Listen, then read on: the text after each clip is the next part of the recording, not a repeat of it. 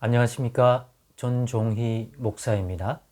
8월 7일 목요일 매일 성경 묵상입니다. 스가랴 2장 1절로 13절의 말씀입니다.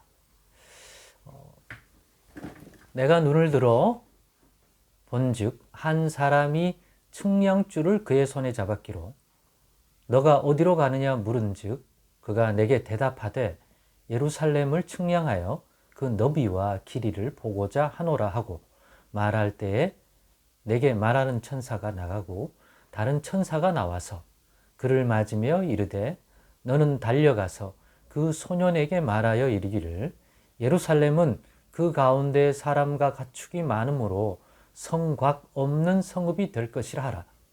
여호와의 말씀에 내가 불로 둘러싼 성곽이 되며 그 가운데에서 영광이 되리라. 오호라 너희는 북방 땅에서 도피할지어다. 여호와의 말씀이니라.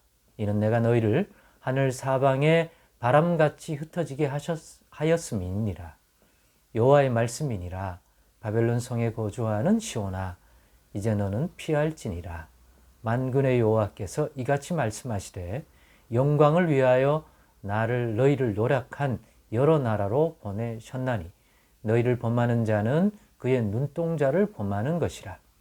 내가 손을 그들 위에 움직인즉 그들이 자기를 섬기던 자들에게 노략거리가 되리라 하셨나니 너희가 만군의 여호와께서 나를 보내신 줄 알리라.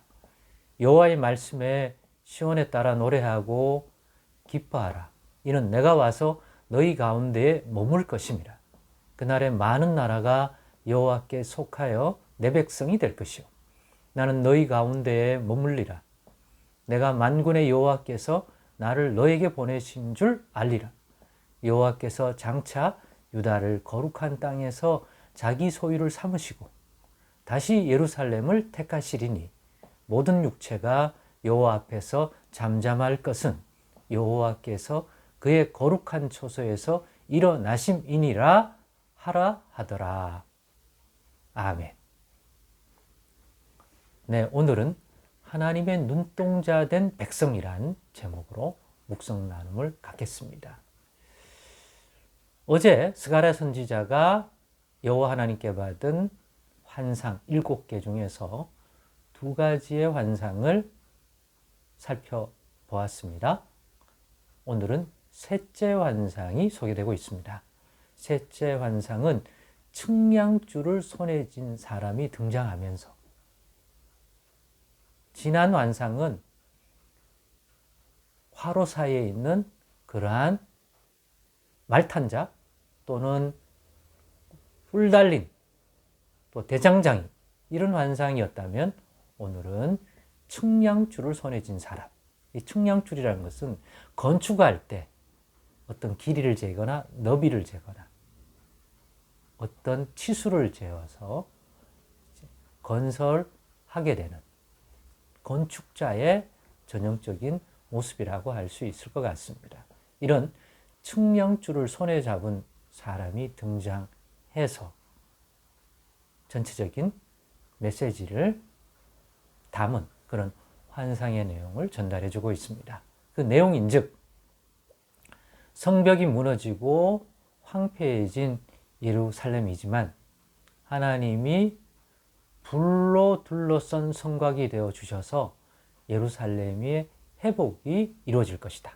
그 성에 거하는 자가 따로 사람의 손으로 만든 성곽이 필요하지 않고 하나님이 친히 성곽이 되어 주기 때문에 사람의 손으로 만든 성곽은 치수도 있고 딱 면적이 정해지니까 거주할 최대 숫자도 딱 한계가 있잖아요. 그러나 하나님이 불이 되어준 성곽은 도대체 그 크기가 얼마나 크고 넓을지 어디까지 미칠지 측량줄로 잴 수가 없겠죠.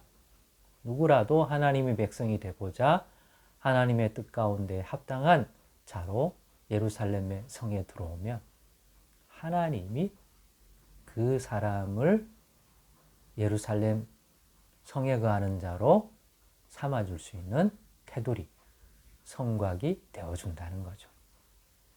그런 멋진 환상입니다. 그리고 그것들이 바로 바벨론 성에 거주하는 시온, 바벨론의 포로민으로 가 있는 하나님의 백성이죠. 근데 시온이라고 표현했다는 것은 그 백성 가운데 하나님이 거하셨다는 얘기죠.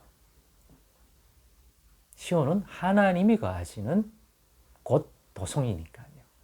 바벨론 성에 있는 7절에 보면 거주하는 시온아, 모순적인 것 같지만 그 본질에 있어서 생각해 보면 흩어져서 바벨론 포로 잡혀갔지만 여전히 하나님께서 함께 하시는 그런 존재였구나.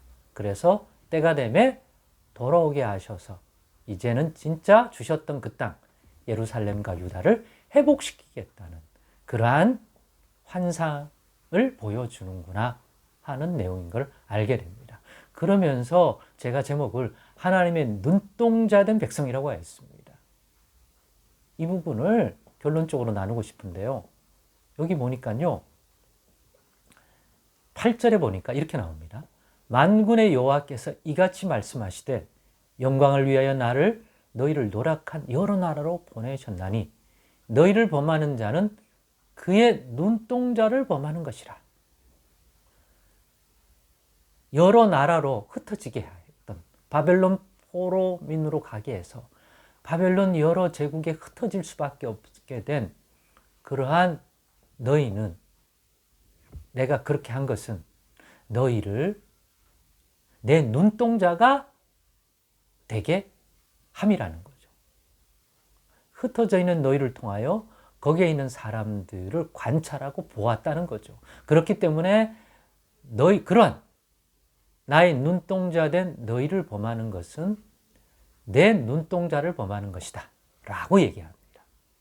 즉 흩어진 너희에게 행한 그 흩어져 있는 이방 지역의 여러 사람들이 하나님의 백성 되었던 너희 앞에서 너희를 향하여 한 행동을 하나님이 다 지켜보았다는 거죠. 너희가 거기에 거주하여 살 때 너희가 본 것은 다 하나님도 본 거라는 거죠. 왜냐? 너희를 나의 눈동자로 삼았기 때문이다. 그렇기 때문에 그런 너희에게 범한 것은 마치 하나님의 눈동자를 범한 것이고 하나님이 지켜보고 있는 그 눈앞에서 행한 행동이요. 하나님이 빤히 보고 있는데도 그런 행동을 한 것은 하나님을 무시하는 것이죠. 그래서 너희에게 행한 그것을 보고 이 사람들이 하나님을, 여호와 하나님을 경외하는지 무시하는지 그들의 행위를, 삶을 살펴보았다는 거고 볼 수 있었다는 거죠. 그런 의미에서 너희는 하나님의 눈동자 된 백성이라는 사실을 이 환상을 통하여 알려주고 깊이 묵상해 보면 우리의 존재 가치가 어떤 존재, 이 땅에 하나님의 백성으로 세상 가운데 흩어져 산다는 것이 어떤 의미인지, 예수님을 통하여 하나님 백성으로 회복된 우리를 향하여 예수님이 이 땅에 계실 때 세상의 빛이라고 한 것처럼 예수님이 떠나신 이후에는 너희가 세상의 빛이요 소금이라고 하신 것을 우리는 압니다. 우리의 정체성이죠. 그런데 오늘 본문을 보니까 우리는 하나님의 눈동자예요. 이 세상 사람들이 하나님 앞에서 볼 때 어떻게 살아가는지를 관찰하는. 그래서 우리에게, 이 하나님 백성에게 행한 것이 하나님의 눈을 향하여, 즉 하나님이 보는 눈앞에서 행한 것이 된다는 거죠. 하나님이 다 보고 계시다는 거죠. 그래서 이제 우리의 또 다른 정체성, 존재 가치, 우리는 세상에 있는 하나님의 눈동자다라고 하는 것, 오늘 기억하면 큰 유익이 있고 의미가 있고 우리의 가치를 다시 한번 돌아보는데 큰 유익이 될 줄 믿습니다. 예수 믿어 하나님의 백성 된 저와 여러분은 세상의 소금이자 세상의 빛이자 또 세상을 바라보는 하나님의 눈동자다라고 하는 것까지 기억하시고, 그럼에도 불구하고 세상의 소금됨과 빛됨의 본질을 잃어버렸다면 꼭 회복해야겠습니다. 그렇다면 하나님의 눈동자로서의 우리의 가치도 회복하십시다. 우리에게 행한 것은 하나님의 눈동자 앞에서 행한 것이고, 우리를 범한 것은 하나님의 눈동자를 범한 것이고, 하나님 앞에서 행한 악이다. 우리가 그런 존재다. 그렇다면 우리가 하나님의 눈동자다운 거룩한 백성으로서 살아가십시다. 기도하겠습니다. 하나님 아버지 감사합니다. 오늘도 우리의 존재 가치가 하나님의 눈동자인데 하나님이 세상을 보는 것 같이 우리도 볼 수 있도록 도와주옵소서. 세상 닮은 시력을 가지고 사는 자가 아니라 하나님의 거룩하심 같이 거룩하면 시선을 가지고 볼 수 있는 저희들 다 되게 하여 주시옵소서. 예수님의 이름으로 기도드리옵나이다. 아멘.